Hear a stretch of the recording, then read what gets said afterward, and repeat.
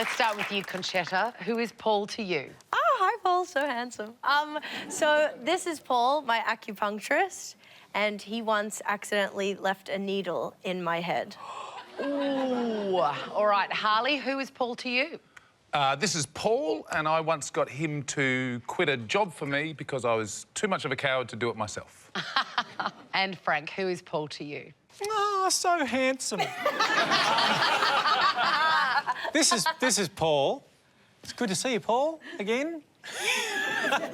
Paul, despite me having a no junk mail sign, Paul has persisted in putting junk mail in my letterbox. Ooh, so there we have it. Is Paul Conchetta's absent-minded acupuncturist, Harley's resignation representative, or Frank's male mischief maker? Charlie's tea. Why don't you start with Conchetta? Do you get acupuncture regularly? No. No further questions. How long did it take you to realise, oh, there's still a needle in there? After my appointment, I was running around doing errands and I didn't realise until I got home and had a shower and felt it in the back of my head. Oh, whereabouts in your head was it? Like here, like... You must have just thought, little prick. My mum worked at a restaurant once and tripped over and got a fork stuck in one of their people's heads. And... What? Where is this going? Oh, it's not going anywhere. It got rid of their migraines. Have you been back to Paul since? Well, Yes. she had to return the needle. Oh, I haven't had acupuncture before. Can you just... Is it bad if you just pull them out yourself? Is that a bad thing? No, you can. How long ago was this? A couple of months ago. And then you said, Paul, I'm going to go on TV and I want you to ruin your career. Well, Paul, I hope you've got other options that you can go to, buddy. Can I just say, look, it sounds to me like you're saying Paul. Yeah, I say bowl, Paul... Yeah. Weird.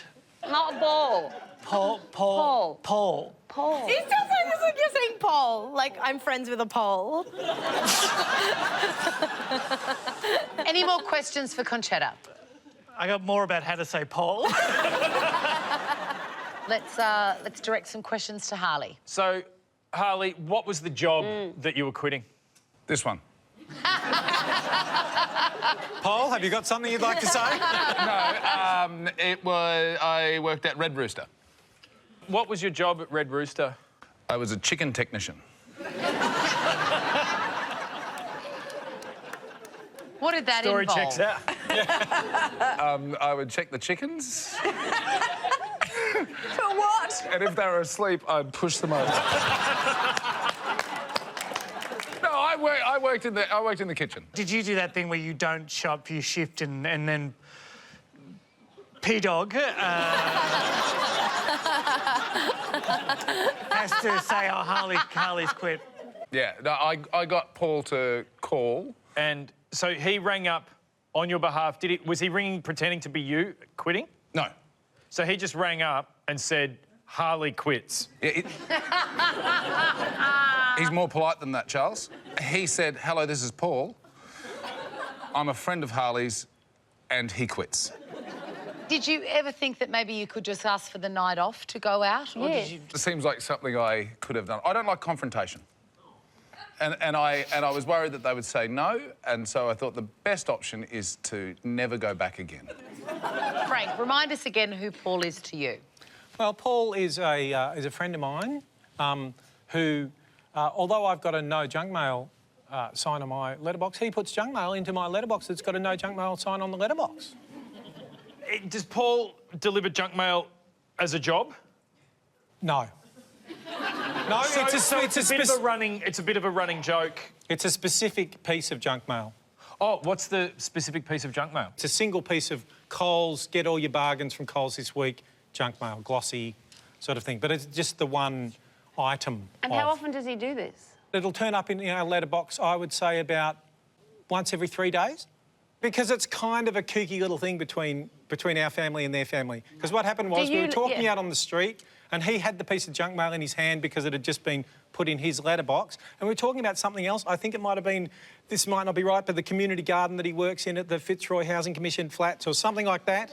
Seems like a bit too much detail. Makes me get a whiff of that I might be making this up. But and when I came out the next day, that piece of junk mail was just sticking out of our letterbox. Yes. Right? So I just took it and I went over and I stuck it in his letterbox.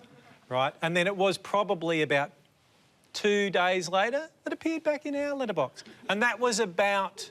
How long ago, Paul, do you reckon? I would say about 6 weeks ago or something like that. I once stole every for sale sign in my neighbourhood and put them all out the front of one person's house. Was it out It was front of Paul's house? Yeah. All right, we do need an answer. So, Charlie's team, is Paul Conchetta's absent-minded acupuncturist, Harley's resignation representative, or Frank's male mischief maker?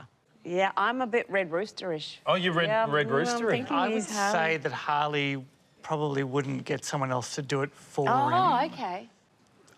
I've seen this show a couple of times. I don't think Frank's a very good liar. Conchetta's got to be a liar because she's only interacted with him twice, and it's a big career risk to just come on and say, "Hey, I'm the guy who left a needle in the head." I think it's Frank or Harley. I'm leaning towards Frank. One vote for Frank, one vote for Harley. Charlie, you're the decider. I'm going to trust my gut and go with Frank. Paul, please, who are you? I'm Paul, and I phoned Harley's boss and told him that he quit because he was too much of a coward. What a good friend! I'm sorry I said Frank wasn't a good liar. He is a really good liar. Really good liar. It's true, Harley is too chicken to face authority. Hey, thank you very much, Paul, wherever you are. Couldn't get out of here quick enough.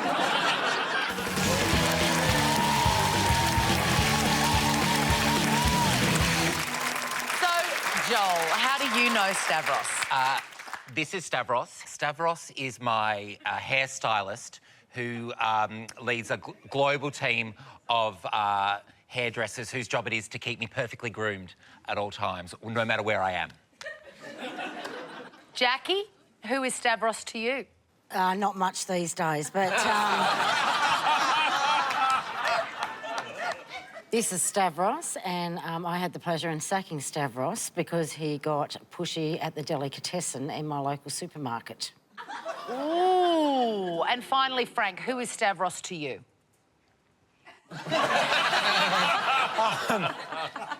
This is Stavros. Good to see you again, Stavros. Stavros. I've missed you, Stavros. This is Stavros, and I accidentally took his luggage from the airport, and then soon after that, I discovered that we're distantly related. Really? Well, there we have it. Is Stavros Joel's hair hookup, Jackie's Q jumper, or Frank's luggage loser? Charlie's team, let's start with questions to Joel. How long has he been doing your hair? 8 years. Always works on your hair. He's in charge of your hair, Joel? Yeah, no one else. Unless I'm overseas, in which case he'll find me the right person. Can I say your hair looks amazing? Well done, Stavros. I thought you were going to say, may I say, your hair looks amazing. Stavros, on the other hand. So, when has he hooked up a haircut for you overseas? When I went to Europe over Christmas, he hooked me up with a salon in Paris. Which sounds so wanky, I realise, as I'm saying it, but very on brand. Do you know that salon is French for salon? Let's direct our next questions to Jackie. Jackie, how do you know Stavros again? Yeah, so I know Stavros because I had to sack him from my campaign because he pushed in line at my local deli. Had he started working for you before you sacked him? Yes, he had started working for me. It's generally how it works. True, that checks out. That definitely checks out. Excuse me, we've got a job interview coming up next week. You're fired. Jackie, how did he take the news when you had to break it to him that he was no longer employed by I you? didn't really care, to be honest, because I just thought he was a big bully. Out the door you go. So how long had he worked for you before the supermarket bullying incident? About 8 weeks. About 8 weeks. What was his job? His job was campaigning. It was before the last election. Which deli was it? Was it a Salamanca Fresh or a Hill Street? That's right, I've been to Tasmania. She's only been to the rich parts, obviously. There's not many on there. It was called the IGA, baby, the IGA. Oh. All right, and on that note, Frank. OK, so Frank, who is Stavros again? Stavros is distantly related to me, and I discovered this when I accidentally took his luggage. What sort of luggage was it? It was a suitcase. Geez, that's good. You're good. What airport was this at? It was actually at the Hobart Airport. It's all there. Well, I just want to say, if I'd told my story first, he would be laughing like that at Jackie. How did you work out he was related to you? I went down there for a funeral, which was my auntie's funeral. Maureen Papanicolaou is a legend of the Hobart theatre scene. That's correct. She runs a theatre. She did run a theatre called the Peacock Theatre, which is in Salamanca Place. She was an absolute legend there for about 30 years. She went there in her early 20s, and then for about 30 years she ran the theatre. Are you part Greek? No, but her husband is Greek. Her husband, whose name is Peter. What did I say her surname? It was either Papanicolaou or Maniatis. No, I can't remember. Papanicolaou. That's it. Her husband is So you Greek. saw this bloke at the funeral? Yes, because he is Peter's brother. This bloke is your dead auntie, and God rest her soul, her husband's brother. Yes. So that would put him at, what, 80, 85 years old? No, they have a big family, and he's one of the younger. Yeah. And also, Maureen married a child. No.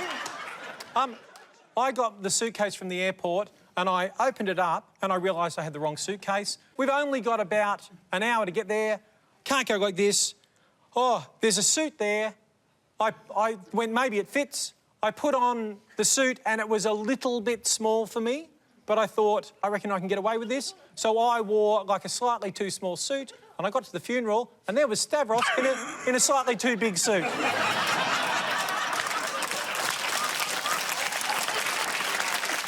Before we move on, do we want to see Stavros in your jacket and you in Stavros's jacket to see if you could have pulled it off at the funeral? I think that will help. Sure. Yeah. Let's do the jacket Let's swap. do it. Jacket swap. Stavros, do you Stavros, mind is that removing okay? your jacket? Is that okay? Can you remove your jacket?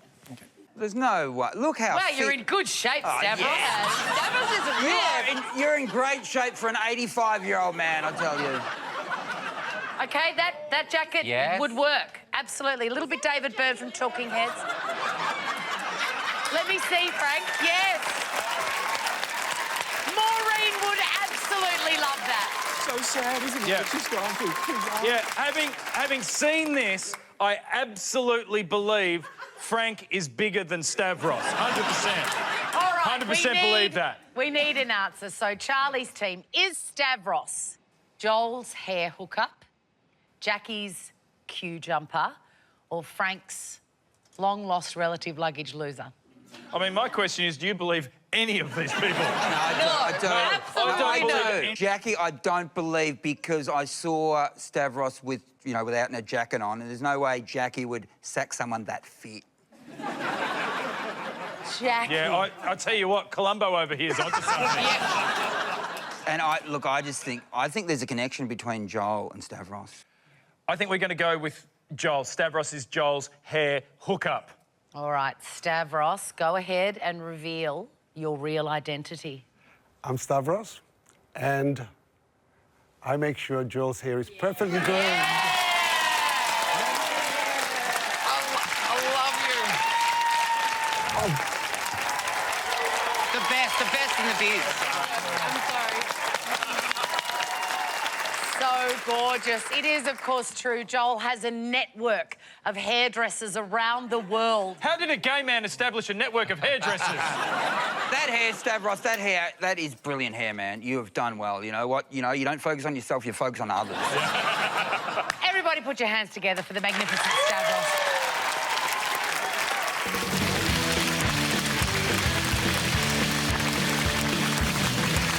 Let's start with you, Bev. Who is Fiona to you? This is Fiona. She witnessed me go full frontal during a karaoke performance that went too far. Ross, who is Fiona to you? This is Fiona, and she fixes my pinball machines. Ooh. And Charlie, who is Fiona to you? Well, this is Fiona. She was my nanny who was hired and fired on the same day. So there we have it. Is Fiona Bev's bare-assed ballad beholder, Ross's pinball repair person, or Charlie's nanosecond nanny? All right, Frank's team, let's start with Bev. What do you reckon? So, first thing, how do you know each other? We used to go to karaoke frequently, and we started a group called the K Club. What happened? So I'm singing away, singing away. It was a hot night. I got my top part off because I'm singing Natural Woman. Yeah. Who's that song by? Aretha Franklin. Gotcha. I actually don't know it, but I'm gonna. She said it confidently. And so, paint the picture for us. You're singing You Make Me Feel Like a Natural Woman. And I'd forgotten that I wasn't wearing underwear. And there were people walking past. It was a hot summer night and there was a window. It was a hot summer night and the moon was out. Bev, were you allowed to finish your song? Yes. In the nude? In the nude. What was Fiona's reaction when you did bare all? Yeah! Something like that. Shall we move on to Ross? Yeah. Ross, remind us again who Fiona is to you. She fixes my pinball machines. That's right. There would be very few pinball machine mechanics working in Australia today, I would think. Very true, yeah. So Fiona's one of those select few. Yes. And it was... Yeah, go on. Sorry? No. No, you go. No. You. No. I insist. Please, no. Please, Ross. No, please. It's getting annoying. Someone intervene! So, how many pinball machines have you got? I have 2. OK, and describe the first time she came to fix a pinball machine. Well, my old house used to have... I had to keep the pinball machines in the garage, and Fiona lives up the road from me, and as you said before, there's very few pinball mechanics in Australia, and it's her job. She was walking past with her dog, and she looked into the garage, had the garage door up, and went, "Is that an original Indiana Jones?" And then we got chatting. She said, "I fixed them." And then, sure enough, when the bridge went, I saw her walking the dog. I said, "Can you service this for me?" Bang! And now she's she does the pinball machines. You said that it's very rare to find a pinball mechanic. Yes. I don't know if that's the right term. As luck would have it, one of my best friends is actually a pinball mechanic. Shut your face. Shut your actual face. Because this would be pretty wild. Is it Fiona? He actually is. Does he fix the modern ones, or does he fix the classic, or does he do the full range? Well, what they do is they actually offer service with every purchase. Right. So you wouldn't have to get in a mechanic to fix your said pinball machine. The place that I purchased them is in the UK, and therefore, no, they do not offer a lifetime. and also, they're old machines. All right. Shall we move on to Charlie? Who's Fiona to you? Remind us again. This is Fiona. She was my nanny, and she was hired and fired on the same day. She looks a bit young to be your nanny. Like she looked after you when you were a child? Yeah, when I was about 10 or 11.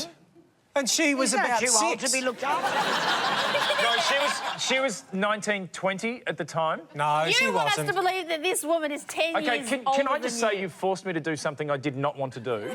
She's from the Fiona, I'm very sorry. I'm so sorry about this. Leave it there, I reckon. Yeah.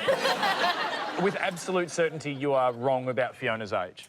So have you got some... Because I hadn't heard about your premature ageing disease. I was about 10 or 11. Fiona was about 19, 20. She's from the 1920s. She is. She looks well. He's a man of science. So you're saying she's between 53 and 55 years old? You said it, not me. But yeah, that's... Like, Absurd. you can shake your head, you're wrong. Because what she did was noble. She did not. She certainly did not. I mean, how dare you? And how old are you, Ross? Look, she tweaked the flippers, and that was it.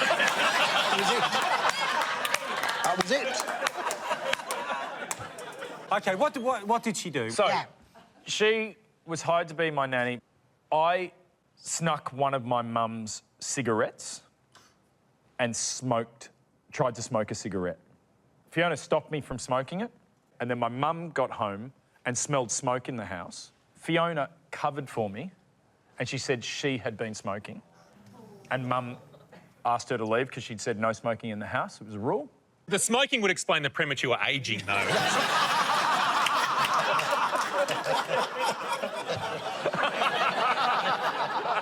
All right, we need an answer.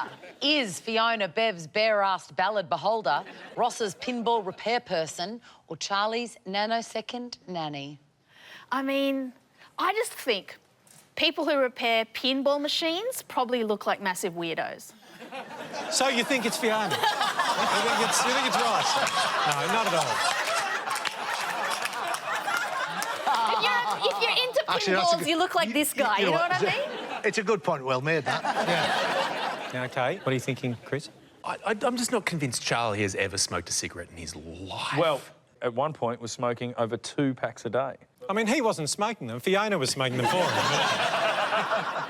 And we've got Bev, the karaoke full frontal There's viewer. no question you've done that. What can I say, Frank? But did Fiona witness it? Yeah, was she one of the thousands who did? I guess I believe Charlie the most. The age thing just doesn't work for me at all in No. terms of that. No. So I'm thinking Bev. I'm thinking Bev as well. All right. So we're going to go with We're going to go with Bev. All right, Fiona, go ahead and reveal your identity. I am Fiona. Eyewitness Bev. Full frontal. During a karaoke performance that went too far. Can I hug her? Of course. She needs all the support she can get. Bev, that night you were an extremely natural woman. Ah, well. Everybody, big round of applause for the gorgeous Fiona. Thank you.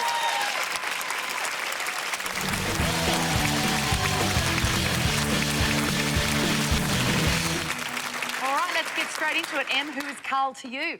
This is Carl. He taught me to see hurdles as humans to help me get over them. And Christopher, what's your connection to Carl? This is Carl. He's my personal security guard who almost killed me. Charlie, who is Carl to you? This is Carl, and he got upset when my dog got his dog pregnant at a dog park. Woof.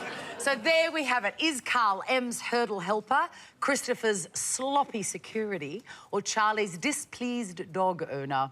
Frank's team, you can start with M. Could you just say again what he did? He taught me to see hurdles as humans to help me get over them.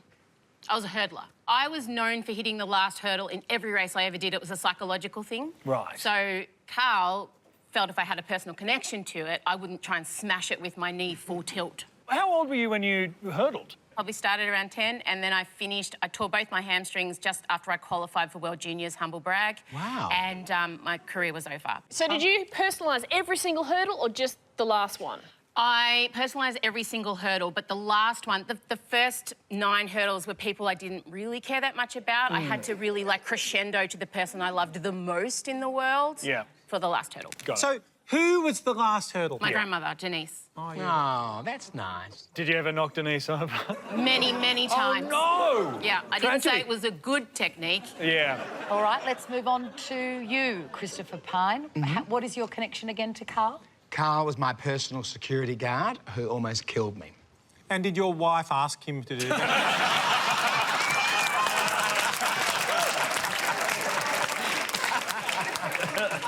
Brilliant. No, well, not that I'm aware of, no. Does everyone who's a member of parliament get a personal security guard, or were you extra special and you got one? No, I was the Minister for Defence. So you needed one because your defence was shit house, is that? And I've got to say, Carl definitely looks like he could be a security guard. They're the kind of pecs you could shelter under in a storm.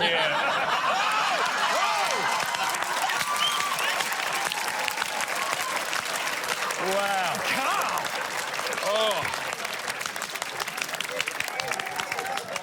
When did he nearly kill you? Yes. In Europe. And what happened? Yoga accident. Well, I had a very heavy cold. And he needed to get a thermometer. And he just really put his shoulder into it. Oh, my God. No, sorry, you had a very heavy cold. I had a very heavy cold, and I was in Paris, and I asked Carl if he would get me some medicines from the pharmacy. A whole bunch of meetings I had to go to, and, you know, you fly in and you weren't there for very long, and I couldn't really rest, so I said to Carl, could you get me some... Speed. Some medicines. Yep. And so he did. He went out and he came back from the pharmacy, and I was staying in the Paris hotel, and... And you talked for so long, he just started to strangle you. And so I took the nasal spray and I positioned it against my nostril, and I fired the nasal spray into my nose, and it was so powerful that it threw me back onto the bed. What? And I was thinking, you know, I thought, well, that's great. And my nose is clearly cleared up, and off I went to my meetings. It's so cleared up, the back of your head is missing. Exactly. So I came back later in the day to the hotel, and I thought, mate, I'd need to use the nasal spray again, because you're supposed to use it, you know, several times a day. And so I did the same thing again, and exactly the same thing happened. And you didn't learn from the first time? Threw myself back onto the bed, and I'm thinking, I thought, actually, this is, you know, amazingly, this is crazy. Something's obviously not right. So then I took the nasal spray down to the reception, and I said to the person on the side of reception, could you read this for me, because it's in French. S'il vous plaît. Lovely. So they read it to me, and they said, this is a room deodorizer.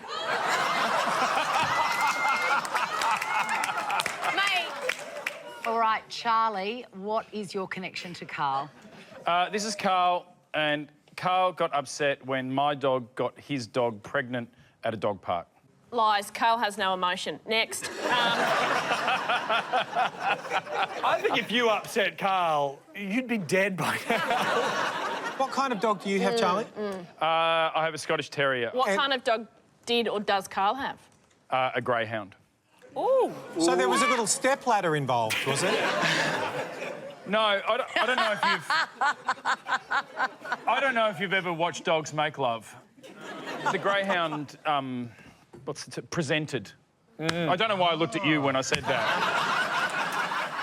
So, presumably then, his greyhound was pregnant a little bit later. So how on earth then did he make the connection if he hadn't witnessed the love-making session? Oh, no, I said, like, I told you came clean. I said, oh, sorry, my dog was humping your dog, but it's totally fine.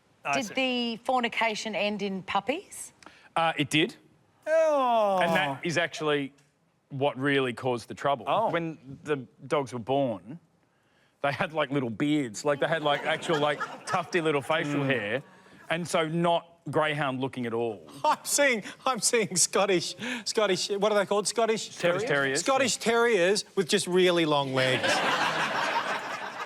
So we saw each other at the dog park again, and Carl brought it up with me, and he was none too pleased because he had these greyhound Scottish Terrier crosses. Actually, in reality, tiny but fast. All right, it's time for an answer, I reckon. Frank's team. Is Carl M's hurdle helper, Christopher's sloppy security, or Charlie's displeased dog owner? He could be a trainer for athletes. I mean, he's too strong for athletics. Look at him. That is He's okay. built like a pickaxe. Look at his shoulder. Right. Yeah. He's like an upside-down Christmas tree. He'd just be training you to go, don't jump him, just... There's no shaking my belief that this is a Christopher Pan story. Yeah. I can't help it, it's too good. And even if it's wrong, and if I'm wrong and that's a lie, I then hats off to you, sir, because that is wonderful. So we're locking in... Yeah, it's pretty obvious Carl has the haircut of someone who has been in the military. He... At ease, Carl. You're right, mate.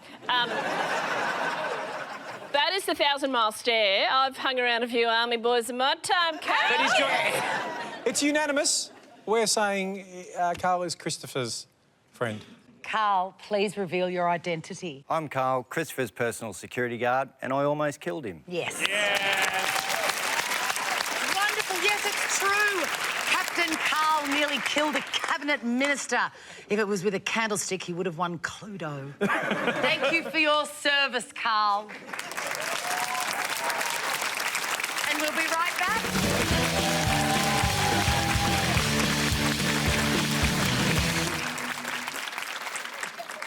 So, Pete, who is Morag to you? This is Morag. She's the only person who I let touch my feet. Geraldine, who is Morag to you? This is Morag, and she will not let me open my Christmas presents until I've completed a series of complicated challenges. And Charlie, last but not least, who is Morag to you? This is Morag. Morag is my local lollipop lady, and we have a disagreement about how she uses her whistle. Ooh. All right, so there we have it. Is Morag Pete's preferred pedicurist, Geraldine's game-playing Grinch, or Charlie's controversial crossing cop? Let's start with Pete. So, Pete, Morag's your... Podiatrist. Podiatrist. What sort of work does Morag do on your feet? Well, I had plasiofasciitis, which is this big tendon, and it's a very painful thing you get in your arches. And I have really weird toes. I'm embarrassed about my toes. They are a creepy-looking thing. And, yes, thank you. Thank you. And my toes, like, they're like this. If they were like... Your toes have got teeth. Yeah, well, no. Say that they're like teeth, but they sort of... Say if I was a bird, I could hang on a branch upside down. That with my... Have you been doing a tug-of-war with your feet? Pete, it sounds like your toes are quite the scene. Yep. When Morag saw them for the first time, did she... or was she quite professional? No, she's professional. So what face did Morag make when you showed her your toes? She said, oh, goodness me, that's an unusual toto. She has quite a beautiful accent, an Eastern European accent.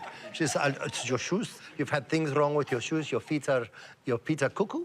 And they are unusual shapes, very wavy. She's very professional, but she describes your feet as cuckoo. Yep, that particular day she did. You said European, and my ear isn't that good. Whereabouts specifically is Morag from? Eastern Europe. We haven't discussed exactly where villages. Well, you don't talk to her. We do. We talk Not about even the my village. feet, Let's mate. go with the country. Yeah. We can... Frank, Eastern Europe is a country. All right, let's move on to you, Geraldine. Remind us again how you know Morag. She doesn't let me open up my Christmas presents until I've completed a series of challenges. What are the challenges that she sets for you? Or once it was, you had to get a perfect score on ABBA SingStar. Oh. Can I ask you, is Morag like just some sort of challenge fairy? Or, like, what's your relationship to Morag? Morag is actually my mother-in-law. OK, so another challenge? You have to lie down on the floor, cross your arms, and get up without crossing your arms. How did you go in that challenge? I did good. OK, Morag, out the front right now. She's gonna do it. Right, OK, so it was lying down. Oh, my God, please let out a little tiny fart. I would just love it, Geraldine. I would just love it if you just went... So what's next? Oh, here she goes.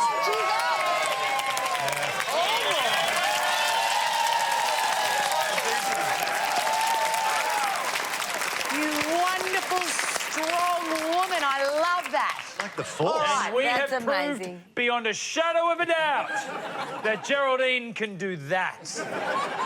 Morag looks so proud, though. Charlie, remind us again who Morag is to you. Oh, this is Morag. She is my local lollipop lady. We have a disagreement about how she uses her whistle. How does Morag use her whistle? My issue is she uses the whistle as a corrective measure, almost as a tool of abuse. Oh. Whereas I think it should just be a system of information. So you pull up, she blows the whistle, that you're not allowed to go, the kids are crossing, and then you go, and she gets angry, blows the whistle, and I went over to her, I said, you got to just say, blow it once for start, blow it once for the end. And look, I'll admit, I got a bit angry, and she just blew the whistle at me again.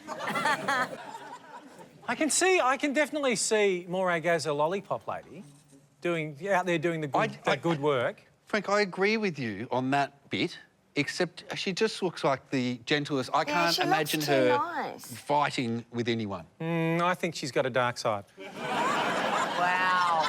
All right, we need an answer, Frank's team. Is Morag Pete's preferred podiatrist, Geraldine's game-playing Grinch, or Charlie's controversial crossing cop? What do you think, guys? I just don't think if she had to deal with Pete's feet, she would have such a happy demeanour. Yeah. Well, Charlie, his story about the lollipop lady is good, but I just don't think he's that involved in his kid's life. So... Unlike you, I'm aware of my children. I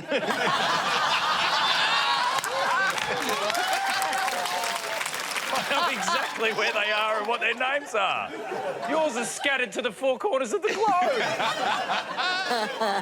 Yeah, I don't think it's Charlie. I don't think it's Charlie. That's Okay, too so much. we don't think it's Charlie and we don't think it's Pete, which leaves only Geraldine. Yeah, we think that it's Geraldine. All right, lock in Geraldine. Morag, please reveal your real identity. I'm Morag, and I don't let Geraldine open Christmas presents until she's completed a load of calendars. Straight away. She's so gorgeous, Geraldine. Yes, it's true. Geraldine must earn her Christmas cheer from mother-in-law Morag. Everyone, big round of applause for the gorgeous Morag. Well done.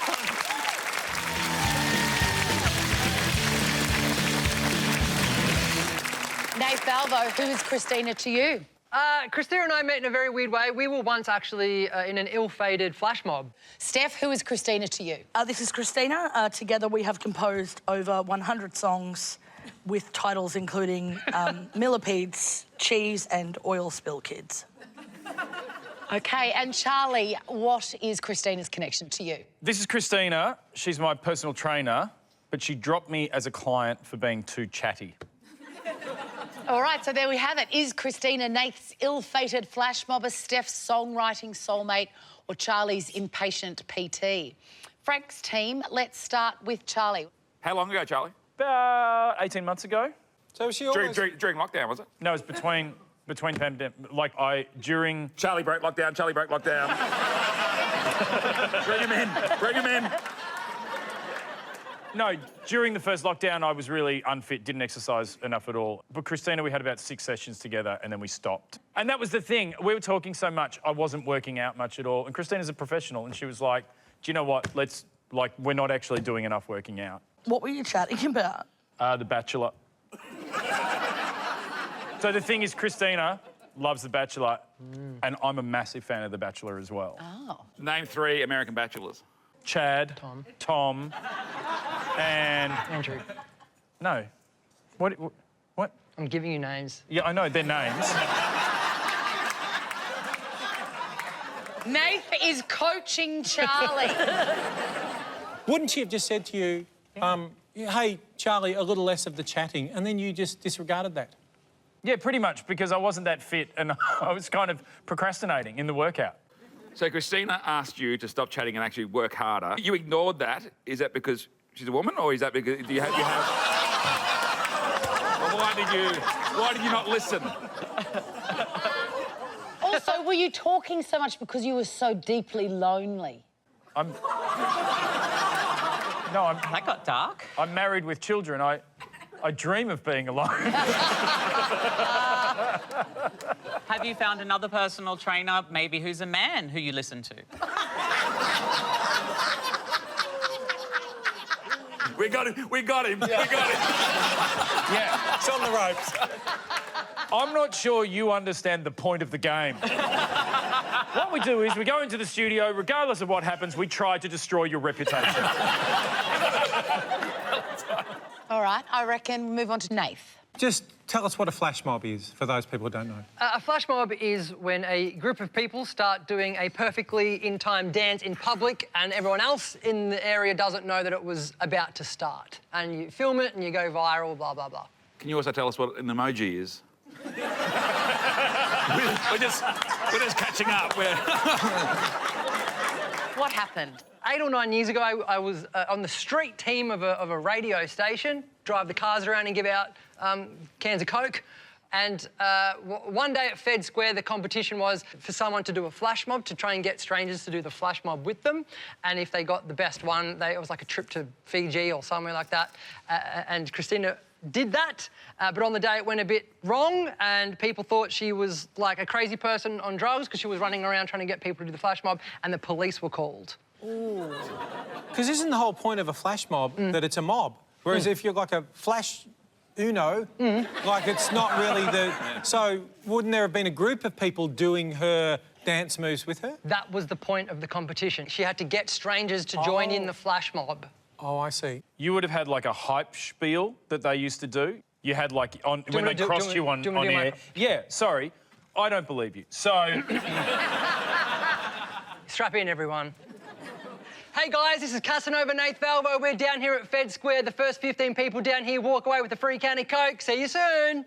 It's pretty good. Wow, story checks out. Can of Coke's a bit shit. I strapped myself in for that. I didn't think it was worth it, to be honest. So you said that people thought that she was a crazy person and she was arrested? She wasn't arrested, but the police did arrive to try and work out what was going on because we assumed that one of the restaurant owners or someone at Fed Square was annoyed. And did she bail out at that point, or did you... We had to cancel. We had to stop. The police arrived. I thought she might have gotten the police doing the thing and then she would have won like 3 cans of Coke or something. Let's move on to Steph. Remind us again who Christina is to you, Steph. We have written songs. Songs together. With some wacky names. Like?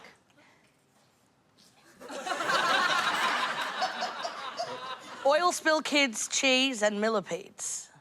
Real is that one song or is that 3 songs? That's 3 separate songs, okay, cool. obviously. Okay. No, what we do is we just egg each other on to improvise songs. Did you have a name for the outfit, the two of you together, like the band name, like a? It's Keeny Step Bop. Wow, I'm sorry, say that again. Keeny Step Bop. It's the pause before bop that makes it truly believable. How do you know Christina? We went to high school together. Okay. Just give us a quick refrain from Millipedes. Millipedes have Millie needs. They have little Millie needs. Millipedes have little Millie needs. They're from the Antipodes. We're very good. Cheese was about fighting over cheese. We fought over cheese. That was the chorus. The chorus was, we fought over cheese. Literally, yeah. So did you really fight over cheese? Guys, we fought over cheese so much. What happened when you fought over cheese? No, what I want to know is, what sort of cheese? All righty, we do need an answer. Frank's team is Christina, Nath's ill-fated flash mobber, Steph's songwriting soulmate, or Charlie's impatient PT. I think it's either Charlie or Steph. I think Charlie's telling the truth. That Christina is his former PT. Really? I didn't think that was true at all. I didn't think... But I think that the flash mob, that feels very commercial radio to me as well. So I'm finding What it an incredible web the three of us have woven. Yes. I think I'm going to make a captain's call, and I think we're going to go with Steph. With Steph? All right. Christina, please reveal your true identity. I'm Christina, and together Steph and I created over 100 songs, including cheese, millipedes, and elsewhere kids. How wonderful! It's true. Thank you very much, Christina. Thank you. Together. Thanks.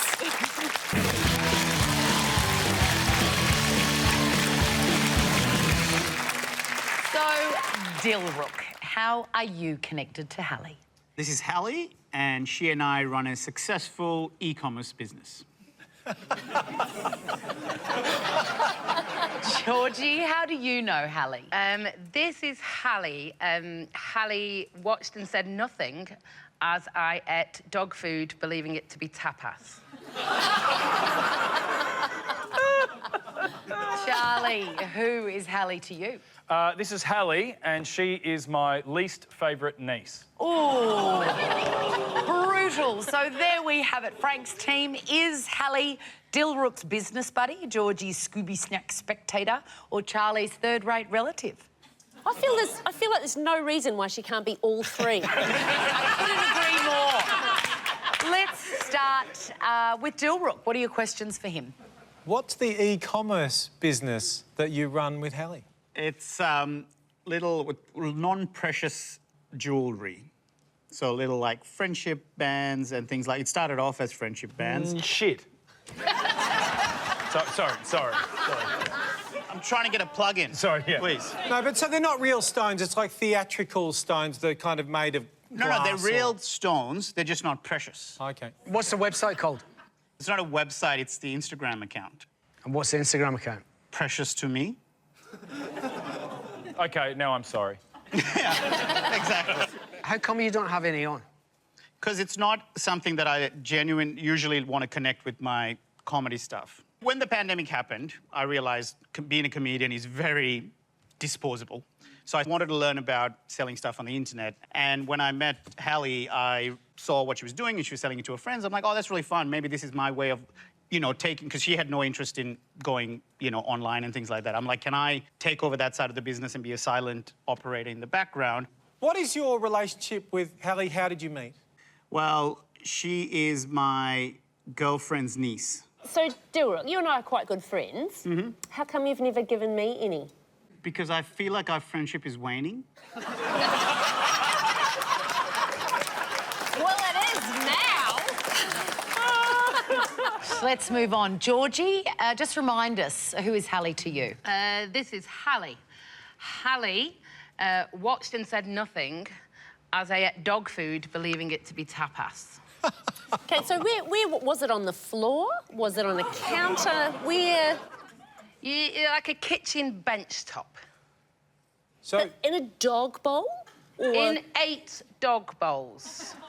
How many dogs lived in the house? Oh, so did they look like tapas dishes? Little silver... I don't have a dog. I don't ever love anything enough to pick up its poo. I don't need a dog. And so... But my friend, who is Hallie's mother, is a dog sitter, and she has, like, 8 dogs at once. What did it look like? And I'm having a little bit of wine, you know, and so I got a bit of the nibbles What are you dipping in it? What did it look like? No, there was a spoon. Schmackos. She's dipping schmackos in. And after you ate it, did you drag your bum along the cart?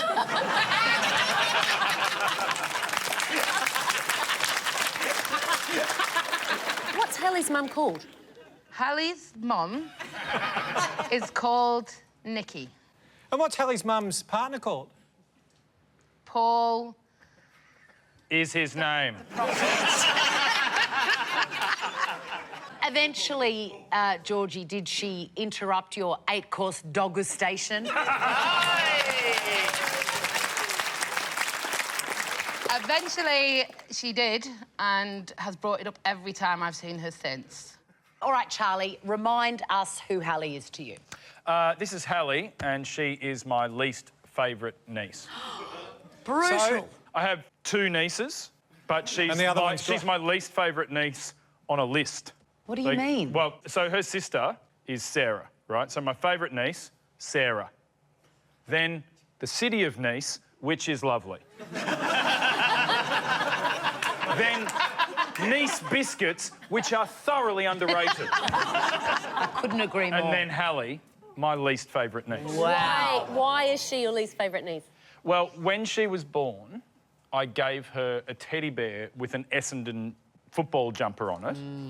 When she was about 4 or 5, at school, she swapped it with a friend of hers who had a hawthorn bear. Oh, dear. And she now goes for hawthorn. Good on you, girl. Yeah, go the Hawkers. This is all making sense. Yeah, because this can definitely tear families apart. Absolutely, it So when you can. say, what did she do? I say, she knows what she did. All right, we're going to need an answer, Frank's team. Is Hallie Dilrook's business buddy, Georgie's Scooby Snack spectator, or Charlie's third-rate relative? I really want it to be Georgie eating dog food. I think we all want it to be Georgie. But Dilrook's answer is just so out there. Yeah, what are you thinking, Jock? Yeah, I'm thinking Dilrook or Charlie. I'm thinking Dilrook. I mean, Charlie, you're going to look so bad if this is true. Like, it doesn't matter how you cut it. Like, it's... With all due respect, get your nose out of my family's business. I'm erring towards Dilrook. OK, why? Because it enchanted me as a story. I love the story. It's like they're an odd couple in a sense. They're coming together, but they've got a shared goal. Yeah. Is it all right if we go with Dilrook? I think we've got double with Dilrook. Yeah, let's go Dilrook. We've got to go Dilrook. Lock in Dilrook. All right, Hallie, please put us out of our misery. Reveal your true identity. I'm Hallie. I watched and said nothing as Georgie ate dog food.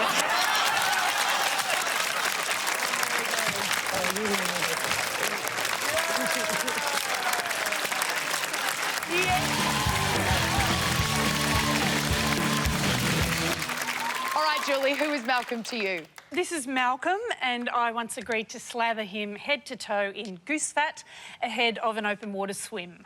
I was very sick and the doctor said that the treatment should be to cover my whole body in lard, and I went downhill very quickly after that. Yes! Broden, how do you know Malcolm? This is Malcolm. He taught me a life-changing teabag technique. Frank, who is Malcolm to you? Well, this is Malcolm, and he botched the installation of my cat flap. So there we have it. Is Malcolm Julie's slippery swimmer, Broden's teabag teacher, or Frank's cat flap failure? Charlie's team, why don't we start with Julie? Julie. Yes. What was the swim? Malcolm's part of my ocean swimming group called the Scozzies. So we swim about 3 mornings a week. So that's always open water out into the ocean. But the swim was a charity swim, so he was going a lot further. So he obviously needed to, you know, be warm. in duck fat. What is putting duck fat on a person a thing? Goose fat. Oh, sorry, my bad. Yeah, come on. Is that a thing? Well, have you ever exercise. seen when they swim the channel and they just grease them on up? It's to keep them warm. How far was Malcolm swimming on this occasion? It's 10k by road, but I think it's about 8 in the water, so it's a significant swim. Up and back or just down there? Just up. We had a boat up there to collect. I think he came back. Yep, that part of the story does check out. All right, let's move on to Broden. There are 2 very different types of teabagging. And I just wanted clarification on which you were talking about. The one of your people, the drinking one.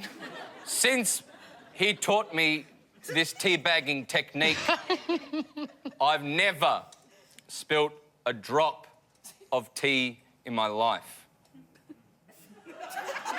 Are you able to share with us this technique? Yeah. Please share. What's the technique? All right, well, here's the tea. What? It's in a mug. We're dipping. Yep. We're out. Yep. On the sides. 1, 2, 3. You'll notice I'm dripping no tea.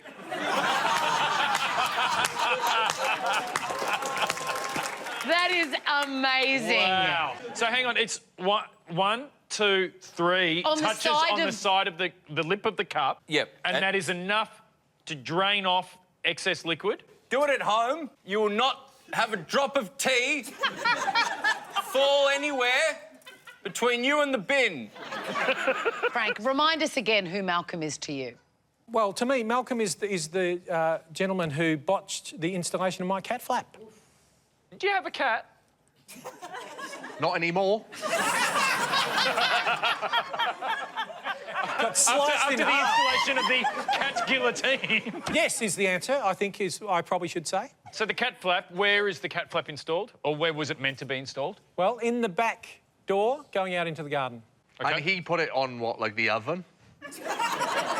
No, he's my wife's nephew, and he'd come up from Colac, so he's staying with us, and he works on a farm, and we had a cat flap delivered, and we were like, we were going to self-install it, and he said, I can do that sort of thing. And we said, can you put it on the glass door, because that's a bit tricky? And he said, yeah, that won't be a problem. But he put it on the door, but instead of putting it either to the right or in the middle, he put it to the left-hand side, and it's a sliding door. Like, the cat could come in and out, but we couldn't after that. So then he actually installed a human flap. Which, are you allowed to say human flaps on... I'm not sure if you are, but... well, I put some goose fat on and I could get out through the cat flap. Hey, is he an air tasker? How do you know Malcolm? No, he's the nephew of my wife, and so he was just staying with us. In fairness to Malcolm, that makes him also your nephew. Yeah, but I don't care for him. So, obviously, your wife is more familiar with him than you are, having known him longer. How did she react to what is objectively a horrific job of installing the cat flap? She's so nice, my wife, that she just basically went, don't worry, you know, we all make mistakes and, you know, thanks for trying, and, you know, she was lovely, actually. And when Malcolm was not around, what did she say to you? She just said, what a cunt.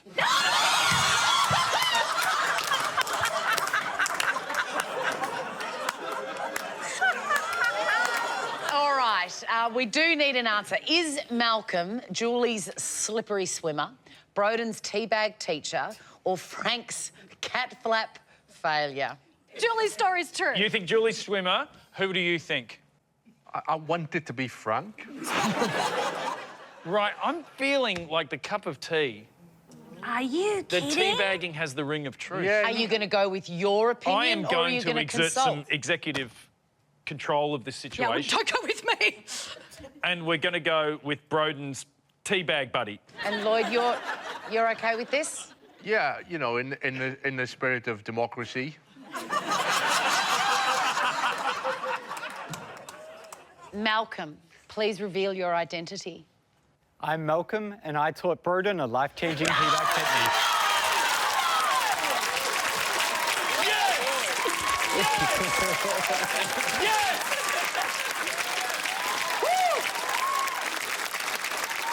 Malcolm taught Broden the teabag trick. I'm sure you've got other talents as well, Malcolm, but I guess we'll never know. Thank you so much for your service, Malcolm. Put your hands together for Malcolm. Thank you.